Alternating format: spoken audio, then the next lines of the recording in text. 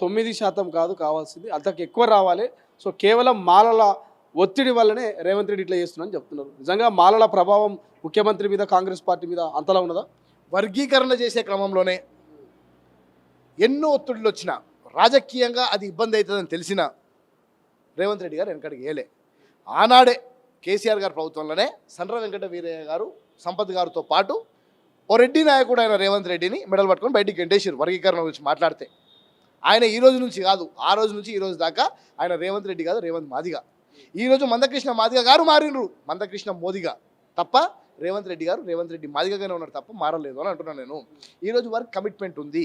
ఈరోజు ఈ శాతం తక్కువ వచ్చింది, ఇంత శాతం తక్కువైంది. మీరు జాతీయ ఎంఆర్పిఎస్గా మీ మిత్రులు ఎవరైతే ఉన్నారో ఆ మిత్రులను అడగండి.